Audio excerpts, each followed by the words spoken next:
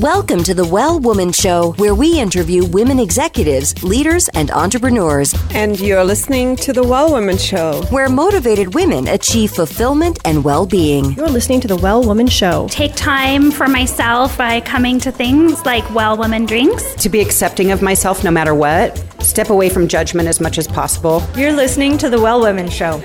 You're going to be in for a good ride. I don't regret anything. Everything I've ever done, I've learned from it, one way or another, good or bad. Being a little bit selfish for yourself, put your own oxygen mask on first and then give what's left. I'm a woman. I would prefer to tell my own story. My story, though it's very personal, is universal. You're listening to the Well Woman Show.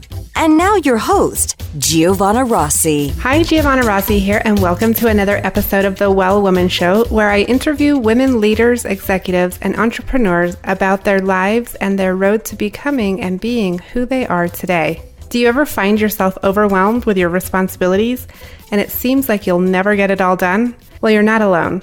We all need to remember to use our superpowers, the ones we already have but don't use all the time, and take advice and wisdom from one another. Towards the end of the show, in a segment called Superpowers for Success, I ask my guest about her superpowers, and the answers will give you the strength, perspective, and power to keep on being the well woman you are. I'm so happy you're here, so thanks for tuning in. The Well Woman Show is sponsored by Better Money Decisions, headed by two awesome women, Kate and Lorraine, who put your interests first when it comes to your money. They make sure your plan and your investments are tailored just for you. No financial jargon, no Wall Street double talk. Go to bettermoneydecisions.com/wellwoman to get their new book for free. Today's topic is how to lead from behind, break through your limiting beliefs, and get results. And hopefully by the end of the show, you'll be inspired to evaluate your leadership style, conquer some of your limits, and envision the results you want. My guest today is Getrude Matshe. Getrude is an inspirational speaker who's been described as a vibrant bundle of African energy, whose zest and passion for life inspires everyone she meets. She's passionate about helping people achieve their full potential and find their individual life purpose. This makes her an energetic, inspirational, and enlightening speaker. She's written several books and is now a book writing coach. She's also been a featured TEDx speaker, and we will definitely link to that in the show notes. The free giveaway today is Crafting Your Leadership Identity. It's a workshop provided by a past guest, Tamara Thorpe. I love this giveaway because it helps you identify and craft your own leadership style. Just go to wellwomanlife.com/063show to get that. Before we start the interview, I want to let you know about a couple of exciting things coming up. I'm going to be bringing you a series of interviews in May about women in business and how your location is important, regardless of whether you have an online business or a brick and mortar business. So, what do you consider when you're deciding where to live? If you have a business or you're wanting to start one, what about your location is important to you?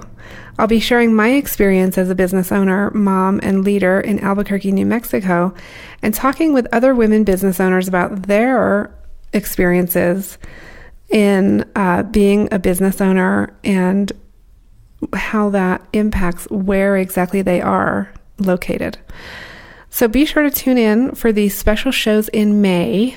And if you're not listening exactly when the show comes out, those will be shows, let's see, I'll put the numbers in the show notes, but basically they will be probably like 065 show, like 65, 66, 67, something like that. So you can check those out. The other thing that's happening is that I'm going to be a speaker on the virtual ticket for Podcast Movement in August of this year. This is the gathering for anyone interested in or involved with podcasting. So I'm super thrilled and honored to have been chosen as a speaker for that. So be on the lookout for that too. Now to my interview with Getrude Matshe. I'm speaking with Getrude Matshe this morning. I am so pleased to have you on this show. Welcome to the program. Thank you so much for having me. I'm excited to talk to you because you have a really interesting background, as I mentioned in the introduction. And you are also spearheading the Women's Economic Forum in New Mexico, but you're also part of it globally. So I want to hear about that. But to begin with, Getrude, please tell the listeners, what are you working on? What is your focus and your passion, and how does it impact women's lives and well-being? Wow. So right now I'm working on a number of projects that are related to women's issues. I'm currently working on a feature film, my first feature film here in New Mexico. That's why I moved here from New Zealand. And the backdrop to my story is the impact of the AIDS pandemic on us as Southern Africans, and especially for me because I lost a young brother who died of AIDS in 2009.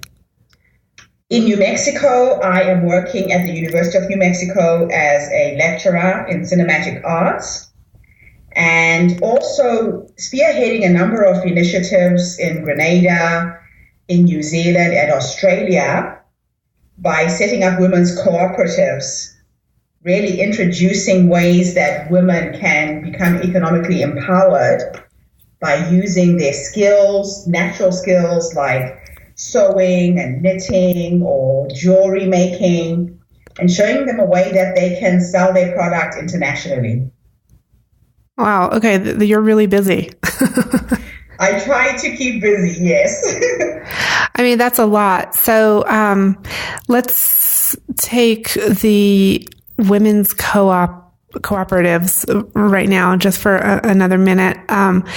How do you organize those in a different country while you are here? It's really strange because the Grenada opportunity showed up when I was there. So I travel a lot as a speaker. And I was in Grenada in January and was approached by the Ministry of Culture when the Minister of Culture had come to one of the presentations I had given. And so they hired me to help them set up some women's cooperatives. And as you know, I am from New Zealand.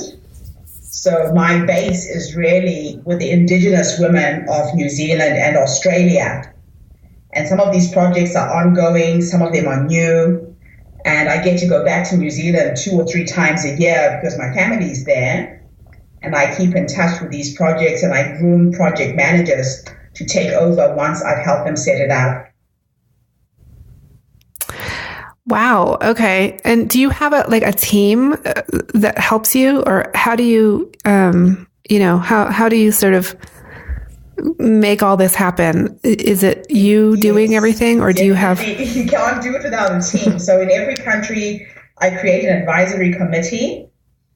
So it's a group of women who step up really and want to be actively involved. And if we've got a project that we're trying to put together, I try and assess the women based on their skills and their passion. And they take on aspects of the projects that they feel they could really add the best value. So it's just about working with teams. Definitely. And so how would you describe your leadership style? Because it takes a unique and strong leader to lead these teams of volunteers and well, I'm assuming some of them are volunteers and some of them aren't, but to lead people and manage that, how would you describe your leadership style? I would say that I've learned to manage from behind. I've always found that the more you can give people responsibility, the more you can empower them. So we basically create a project as a collective so that the dream and the vision is shared from inception. A lot of people lead with their own ideas and concepts of what's possible, and then the project fails because you didn't have buy-in from the whole team. So that's one of the things I've learned to do really effectively, especially having worked on a number of projects in Africa that have failed. When people come in the form of aid, wanting to empower people in Africa, and then the projects don't work because the concepts and the ideas were never brought together collectively with the people that you serve. Yes, we've seen that happen a lot, haven't we, with aid organizations coming into different communities and saying, we want, we envision this, here's a bunch of money and here's, make it happen. And then it just doesn't work. It doesn't. A lot of aid organizations fail in the developing world because of that. So when you say you manage from behind and you get buy-in, you clearly have a vision of your own and you have goals of what you want to achieve and how you want to impact lives. So describe how you let go of some of your own agenda in order to lead from behind and empower women and get that buy-in. I've always been pleasantly surprised when I let go of my ideas and work with a whiteboard with a couple of concepts and ideas and watching the idea evolve through the group. Because I have a lot of fantastic ideas, but in every country I work in, I've come to realize that I don't know the dynamics on the ground and the challenges that might come up with every idea that I come up with. And so when I go into a situation, I normally just go in with a whiteboard and a pen and talk about what I think might work, and then get the group to give me the feedback in terms of how that could be possible or not. So I never go in with a fixed concept or idea. I've just learned to be very flexible. And like I say, I'm always pleasantly surprised at what the women that I'm trying to empower and support come up with themselves. Yeah, that's so important because I think as strong women leaders, sometimes we are attached too much to our agenda and our vision, and we don't allow for that to organically, happen. It becomes a weakness. Definitely it becomes a weakness. So this is very interesting. I think this will be really helpful for a lot of the listeners of this show who are leaders already, who are leading projects. On the Well Woman Show, we talk about women being leaders in all aspects of their lives, in their families, in their professional lives, in the community. And so learning about leadership and leadership skills is so important no matter what we're doing or whether we define ourselves as leaders. So that's very helpful. And I want to bring that into the topic of the Women's Economic Forum, which is a global organization. And I'd love for you to talk more about that. And then we'll also get into sort of what you're doing here in New Mexico. Okay, well, I basically got involved with the Women's Economic Forum beginning of this year. Somebody who heard me speak at a conference in Rome last year put my name forward as a speaker. And so I attended the Hague and the London Women's Economic Forum. And I was just so inspired at being in a room full of women who had a common vision, common goals, sharing and discussing ideas about our economic empowerment. But what kind of left me flat when I came back home was, wow, I would love to bring this to New Mexico and do it in such a way that in every country that I take the forum, the women create something big, create something magical as a collective. So I came back to New Mexico. The university sponsored the venue when I asked if I could put together a conference, and everything has kind of fallen into place in a very, very magical way. Getrude, can you just talk a little bit about the Women's Economic Forum globally and what is that? What's the point and what happens for people that might not be familiar with it? Okay, so this organization was started in India in 2013 by Dr. Habeen Arora. And she had a vision to create a platform where women could, one, connect, two, inspire, three, collaborate by fostering empowering conversations and connections worldwide. And it has spread to 18 countries. And as the women come to the different countries, you find that you make business connections, you make friendship connections. It's a very spiritual, non-profit, collaborative concept that is very, very unique in terms of organizations that I've seen in the past. And so that's why I was really drawn to the Women's Economic Forum. And Getrude, how can women participate in the Women's Economic Forum globally if they can't go there in person? Like you talked about going to The Hague and all these countries. It might sound overwhelming to some people who can't travel that far. Is there some way to be involved that doesn't require traveling? Or that's a very good question, because what we've decided to do is to live stream a lot of the presentations. So the presentation format is very similar to a TED Talk style, where every hour there's a panel of 6 to 8 speakers discussing a certain topic or an issue. And we are going to make an attempt to allow people to register online or to get access to the recordings after the Women's Economic Forum on an online platform. Oh, awesome. Okay, that's great. That's wonderful.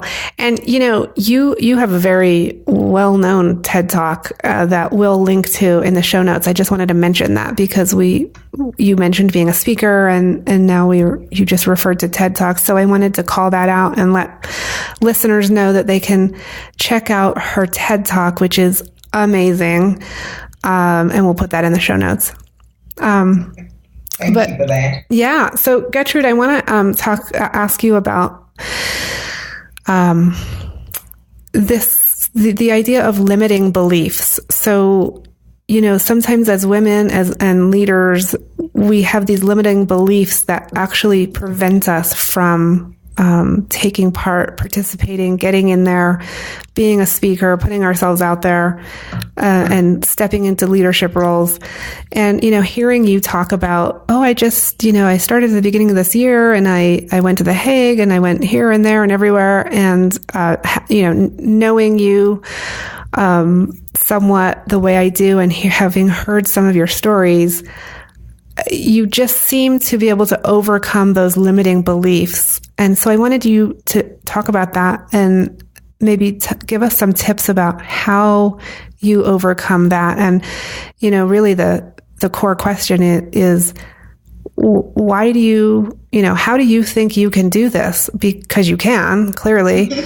and why do you think you can do it? And how do you get over that barrier? I think one of my biggest gifts is being able to see the end results of things very, very clearly. Like if there is an idea, if there is a desire that I have and I feel passionately about it, I believe that because I have that in my soul, I can make it happen. And I think what holds a lot of people back is they start off by thinking with, how am I going to do it? They start with how. And when you start with how, you then look at your resources and you tell yourself, I don't have the money, I don't have the time, I don't have the skills, I don't have. And a lot of people kill their own dreams before they even start. So I just get very clear what it is that I want. And the minute I decide to do something, mountains seem to move out of the way. It's a very, very magical way to live. I've had a lot of people who, when I decided to bring this event to New Mexico, told me that this wasn't possible. And so I decided to call the conference theme, Making the Impossible Possible. Nice. Because I could see the possibility of it. I just had to inspire enough other people around me to see it too. And I think I managed to do that effectively. Because sometimes you might have a vision and a dream in your head, but until you can articulate it and communicate it to somebody else effectively, it does seem a daunting challenge. So I'm very selective in terms of who I share my dreams with. I'm very selective in terms of when I reveal what those dreams are, because ideas and dreams and visions are like seeds. You have to give them time to incubate. You have to keep watering them until they break ground and you can say to somebody else, this is what I'm seeing, and then it becomes real. So I'm very protective of my dreams. It's like being pregnant. If you're pregnant, you nurture that baby, you care for it, you make sure nothing happens to it. And that's what we should be doing as human beings when we have a vision and a passion to do something. Okay, but there's a delicate balance between protecting it too much and not putting it out there, and protecting it the right amount in order to, get it out there. So what is that like for you? The balance for me is, I found that there is power in articulating and saying things out loud, because everything is vibration. An idea is vibrating in your head. And the minute you put it into the ether, it becomes tangible. It's almost on a quantum physics level. Just writing something down on a piece of paper brings it into physical reality. And yes, you don't want to limit yourself too much in terms of protecting it.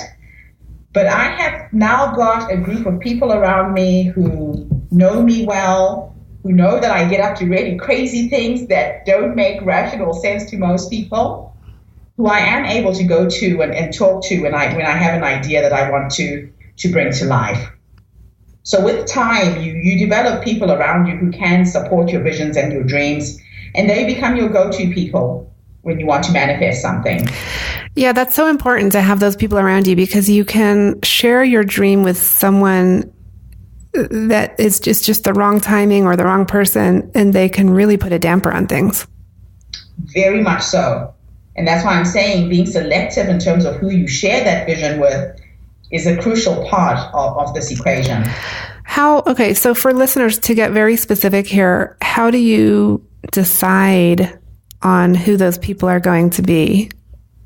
Well, with time, I've developed a knack of picking up somebody who can see it or not. So the minute I say I want to have a conference at the end of February and it's going to happen at the end of May, the minute somebody says to me, that's impossible, that's a big daunting task, I know not to go any further with discussing it with that particular individual, because they don't see it and they don't get it.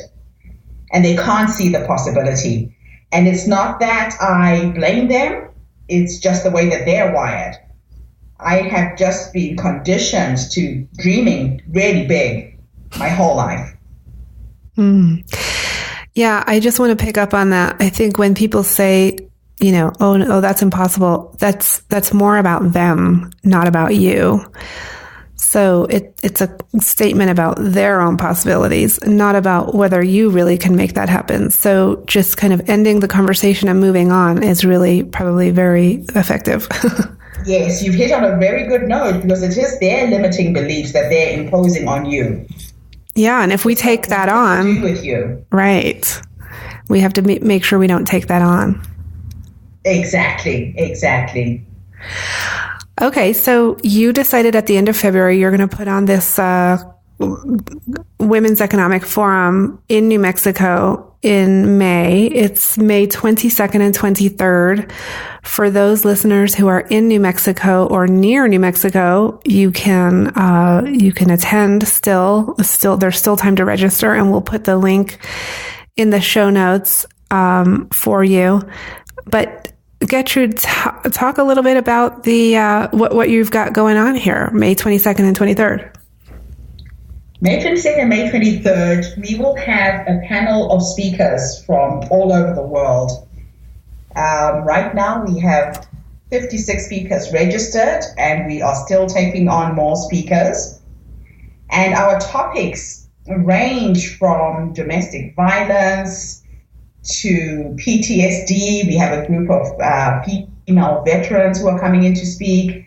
We have a whole program around financial literacy for women. And then some of the more less tangible things like peace and how to survive in this current situation we're in, where world peace is a big issue. We are also bringing in a lot of young people who will discuss topics that are relevant to the millennials. Suicide, depression, communication with that particular demographic is an issue. And also things like social media and the impact of social media globally. We've tried to focus some of our presentations on issues that relate to women in New Mexico. There's a lot of human trafficking in New Mexico, the issues of the indigenous Native American people, discrimination within the Pueblos and externally. We've also incorporated an aspect of agriculture because a lot of the women that we are serving here in New Mexico are in rural communities. And we've also tried to encourage young high school students on the Pueblos to work on all forms of creative expression around the arts. Art and culture is a big part of this part of America, and just trying to see how we can foster and encourage young people who are artistic to create careers around their intuitive gifts as well. So we have a whole range of topics that will be discussed. Okay, cool. And as I said, we'll put the link so that people can register online in our show notes. And that's May 22nd and 23rd for those of you listening to the show as it goes out. And Getrude, I want to go into our segment called Superpowers for Success and ask you a few quick questions. The first one is, what does success in life mean to you? Oh, success in life to me means being able to live my life as a full expression of me. I have had several businesses. I have been married and recently divorced. And I measure my levels of success in terms of how I feel about myself as a person. I've learned not to allow outside judgments of people affect me too much, although it's not easy to do that all the time. But my measure of success is really the impact that I have on those around me. The impact that I have when I give a presentation or a speech. The impact that I have when somebody sends me an email and says, Getrude, I met you on this day. This is what I did after I met you, and my life has been magical. So I try and sprinkle as much magic around the world as I can. And that's a good segue to the next question, which is, when did you know that you were really good at what you do? At a very early age, fortunately. I started speaking and acting and taking part in all things where I used my voice when I was 15. I started winning public speaking competitions in high school. When I was a junior in high school, I was competing in the senior section. And that had turned into a career. So I was very, very fortunate that I found it at a very early age and developed it at a very early age. Although for most of my working life, I was stuck in a job in IT. It was something that I kept falling back on, and then it turned into a career when I was in my late 30s. Okay, and describe one personal habit that contributes to your well-being. I write down my visions and my dreams every day. Either the first thing in the morning after I meditate, or last thing in the evening before I go to sleep. I also have a habit of taking note of the little blessings that come to me on a daily basis, and just live in a sphere of gratitude, I guess, for all of the good things that come, because they do outweigh the bad things that come at me on a daily basis as well. Yeah, when those bad things come, how do you respond? Where do you get that resilience, and what does that look like? How do you? My grandmother helped me develop that too at a very early age. She used to say that every day comes with a blessing or a teaching. The good things are your blessings. The bad things are just your teachings. You're supposed to learn something from it. So when things go wrong, I kind of sit back, I reflect, and I try and find the lesson in each of those things. And that really helped me look at it and reframe the so-called bad things in a better way. Yeah. One of the top issues women tell me they struggle with is finances, which is why I want you to call my friends at Better Money Decisions. The company is owned by women, Lorraine L. and Kate Stalter, and they make sure your plan and your investments are tailored just for you. They're fiduciaries and put your interests first. No financial jargon, no Wall Street double talk. Also, they have a gift for Well Woman Show listeners. Their free book, Don't Let Your Money Kick the Bucket Before You Do.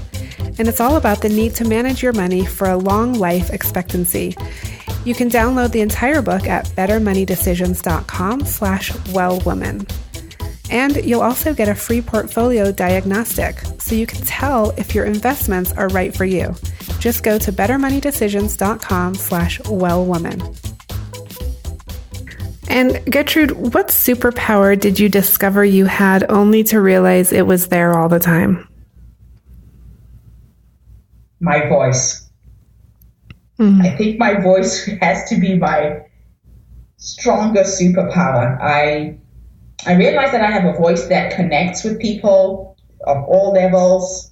It connects with men, women, and children. And just how some people can stand on stage and sing and mesmerize people when they perform, I have that ability just through talking. Okay, and Getrude, what advice would you give your 25-year-old self? I would tell her to never hold back. If there is anything she wants to do in life, she should step out even if it feels fearful. Feel the fear and do it anyway. And never regret having never tried. Die trying. And do you identify as a feminist? I think in a way I do. Most of my work has been around women and women's issues, the injustices that I see, especially in my society, in my culture, and globally. So yes. And last question, what are you reading right now? What's on your nightstand? In terms of reading books? Yeah. The book I'm reading right now is called A Return to Love. Oh, yes. Marianne Williamson? Yes. Absolutely fascinating book, and it's not the first time I've read it. I'm rereading it. Yeah. Sometimes you do need to reread things, don't you, that are just that impactful. You do. Well, Getrude, it's been a pleasure speaking with you. I'm so glad you were able to come on the show today. Thank you so much. It's an absolute pleasure, and thank you so much for this opportunity for me to connect with your listeners. That's it for our show today. I've been speaking with Getrude Matshe. She's an inspirational speaker who has been described as a bundle of African energy whose zest and passion for life inspires everyone she meets. She is organizing the Women's Economic Forum, which is a global organization. She's organizing the conference in New Mexico in May 22nd to 23rd. And we'll include information about that in the show notes, wellwomanlife.com/063 show. All the links to register as a speaker or register as a participant will be on the show notes page, wellwomanlife.com/063 show. Our monthly live event, Well Woman Drinks, brings women together to share our successes and challenges as women leaders, moms, aunts, sisters, and all the other roles we carry. If you'd like to attend a Well Woman Drinks near you, or if there isn't one in your city yet and you'd like to start one, email me at info@wellwomanlife.com. If you enjoyed the show, please take a moment and subscribe in iTunes and leave a review. This really helps raise visibility for the show and helps us share it with women who may not know that it's out there. You can also continue the conversation in the Well Woman Life community group at wellwomanlife.com/Facebook. For feedback, comments, or just to let me know you were listening today, find me on Facebook, Twitter, and Instagram at Well Woman Life. I'm Giovanna Rossi for The Well Woman Show. Until next time, have a super powerful week.